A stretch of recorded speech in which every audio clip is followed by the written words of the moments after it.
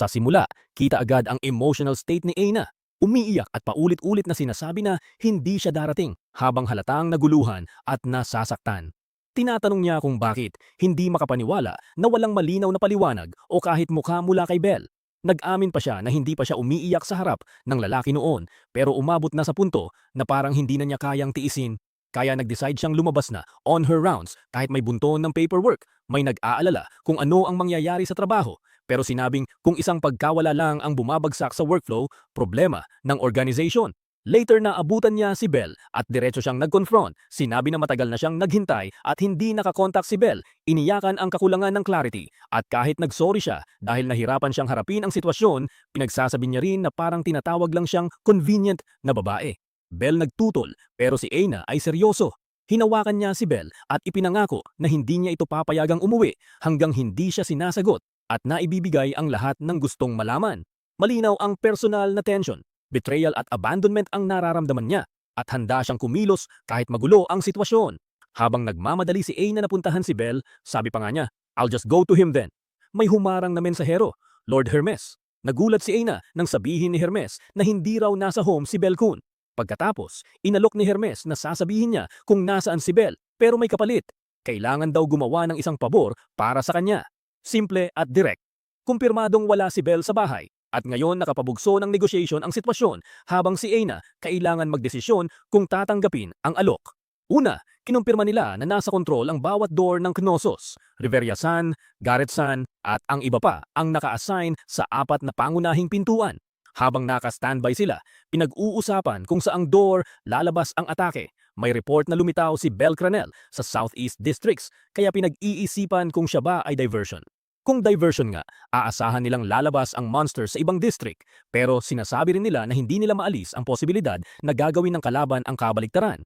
Later, dumating ang mas konkretong reports. May almirage na nakita sa South at ang Southeast Squad mismo nagre-report ng monster sightings. At kumpirmado, si Belle nasa Southeast. Sa command channel, may mga directive na huwag pansinin si Belle, panatilihin ang mga posisyon at tatahakin ni Ice agad kapag nakabalik. Binabanggit din na dapat malaking grupo ang monsters, pero hirap silang hanapin. Posibleng dahil sa magic items o dahil may taong sobrang pamilyar sa lugar o pareho. Resulta, ang mga commanders may hawak na pintuan pero naka-alerto at nag-iingat dahil posibleng bait ang presence ni Belle. Sa gitna ng kaguluhan, tahimik pero matibay si Ice. Sabi niya, "I'll watch him." Babantayan niya si Belle. Hindi niya papayagang umalis si Belle mag-isa. Kung may gagawin siyang kakaiba, pipigilin niya siya. At kapag may lumitaw na monsters, sinabi rin niyang siya ang haharap sa kanila at poprotektahan si Belle. Sa dulo ng sinabi, inihayag niya sa mga kasama na iiwan niya si Belle Cranel sa kanila. Malinaw ang kanyang quiet, determined stance bilang tagapangalaga ni Belle. Sa Daedalus Street, si Belle mismo ang nag-coordinate ng evacuation. Sinigurado niyang naihatid na ang mga residente papunta sa guild at na-evacuate naman sila papuntang Main Street sa Silangan. Binitawan nila na proceed with the operation as planned. So tuloy ang taktika. Habang ganon, sina Wealth at Mikoto sinusundan ang directions ni Haruhime. Lumiko sa third corner, keep going straight. Konti na lang at lalabas kayo sa isang broad street. Ramdam din ang suporta ng grupo, pinupuri ang mga magic items ni Fels at inihahanda pa ang ready arrows para makausad ng hindi sinisira ang syudad. Haruhime din ang hinihikayat si Mikoto at Wealth na magpakatatag tapos singit ng command na now. Ready na silang umusad sa susunod na hakbang. May mabilis na pagdikit ng allies sa eksena. Unang lumabas si Nasa na biglang dumating para tumulong at sinabi na directive ni Miach sa kanya ang payak. Huwag magtanong, punta ka at tulungan mo si Belle. Medyo nagulat ang iba pero tinanggap nila ang presensya niya. Kasunod noon, dumating sina Ryu at mga nakarinig mula kay Andromeda. Nag-offer sila ng tulong at sinabing ipapaalam lang kung ano ang kailangan. Maraming babae rin ang pumalibot kina Belle. Yakap dito, hiniram doon at malinaw na sinasabi nila na hihiramin o iingatan siya. Pati na rin na kailangang ma-repay ang kabaitan ni Belle pag natapos ang gulo. Nandyan din sina Wealth at Mikoto. Kinausap si Wine na manalig muna sa boy. Sa kabuuan, malinaw ang collective resolve. Maraming allies ang nagsama-sama para tumulong kay Belle at tumugon sa sitwasyon. At si Naza ay kumilos dahil sa direktiba ni Miach na tumulong nang hindi nagtatanong. Biglang sumulpot ang isang almirage at agad nagreaksyon ang mga allied combatants. May tumatawag na nakita nila ito at may nag-atake kaagad gamit ang isang skill na tinatawag na Stroke of Midnight Spell. Nagkawatak-watak sandali dahil nawala ang creature sa paningin nila Manila. May nagtatanong kung saan ito nagtungo at isang tauhan ang agad nagpoint that way.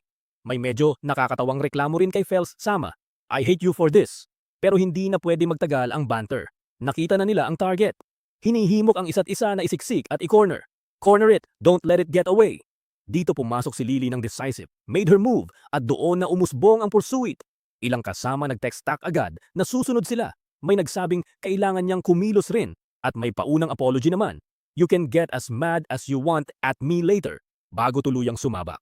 Sa madaling salita, maliit na almiraj ang nagbukas ng aktwal na skirmish. May name skill na ginamit at si Lily ang nag-trigger para mag-synchronize ang chasing at cornering ng mga kaalyado.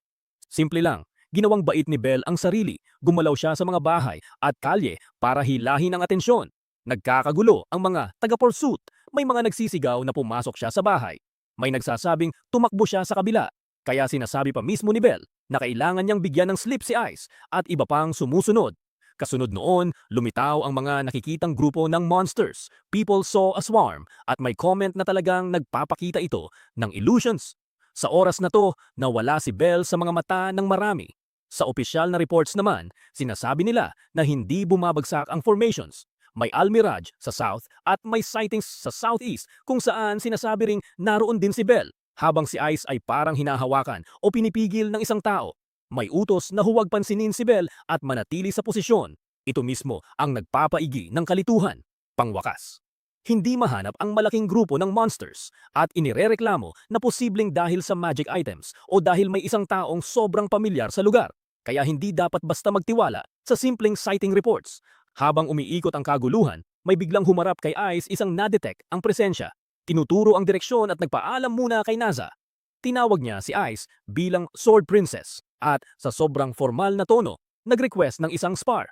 Agad, then and there. Sinabi rin niya na isa siyang dweller in the shadows at na kung hindi dahil sa sitwasyon na ito, hindi siya magkakaroon ng pagkakataong makipagsabayan sa kanya. Kaya inaasahan niyang tatanggapin ni Ice ang hamon. Simple pero malinaw. Kahit sa gitna ng invasion, may lumilitaw na personal, one-on-one tests na nagpapakita ng ibang layer ng conflict. Dahil sa tulong ni Ryu, nakakuha si Belle ng sapat na distansya kay Ice. Eksaktong sinabi din na, thanks to Ryu-san, I've managed to get some distance from Ice-san. Pagkatapos nun, ginawang taktika ni Belle ang paikot-ikutin ang mga adventurer at pati mga miyembro ng Loki Familia para maging distraction at hilahin ang atensyon nila papalayo. Kahit ganoon ang ginagawa niya, hindi basta-basta bumabara o nasisira ang mga formation ng defenders. Their formations just aren't falling apart. Sa parehong oras may report na lumabas. Isang almiraj ang nakita sa timog at nagsireport din ang southeast squad ng monster sightings. Sinabi rin na si Belle mismo ay nasa southeast habang si Ice ay tila hinahawakan o pinipigil ng isang tao. May utos na nagsasabing huwag pansinin si Belle at panatilihin ang current positions. Pay no attention to Belle Cranel. Ice will return. Maintain current positions. Panghuli, napag-usapan na mahirap mahanap ang mga monsters dahil sa magic items o sa presensya ng isang taong pamilyar sa lugar. Kaya kahit may relief na nabibigay ng diversion ni Belle, may ipinagbabagang concern pa rin sa sitwasyon. Dito nagsimula yung malaking problema. Dumating ang report na may malaking grupo ng monsters malapit sa encampment tapos bigla ang order na assemble lahat sa town center. Habang tinatanong si Raul tungkol sa command at sa pag-guard ng mga pinto, sinabi niyang may mga posisyon na inaasahan. Rivera-san at Garrett-san ang nagbabantay sa northwest, northeast, southwest at southeast. Pero agad na lumabas na 4 na pinto pala ang nasa kontrol ng kalaban at bukas pa ang west door. May plano ring mag-slip papasok sa western door dahil sa kalituhan sa surface. Kasunod noon, nag-report na may malaking grupo ng monsters na lumitaw sa west. At mas nakakatakot, pumunta sila papunta sa east at tila sumusunod ng tuwid na linya. Nang tinanong kung sino nag-utos na pumunta sa center, naggulat ang mga defender. May nagsabi na ang commander daw ang nagbigay ng order. Pero marami ang nagtataka dahil ang commander mismo ay nagsabing hindi niya iyon pinagsabi. Pinagtibay ng isa na they got us. Posibleng magic item o magic ang ginamit para manipulahin ang orders. Dagdag pa rito, nadiskubre ang 4 na door papunta underground at may duda kung may isa pang door na hindi nila alam. Maliwanag na may infiltration at illusion sa trabaho. Buong grupo naka-alert na. Tension at alarma ang umiiral dahil na-clear na hindi lang kalaban ang lumalakas kundi may panlabas na manipulative na factor na nagdudulot ng pagkagulo sa command at depensa. Nagsimula ang evacuation gamit ang mga taktika.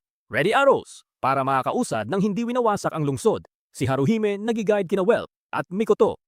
A little further and you will emerge onto a broad street. Keep going straight. Tapos sabay na, now.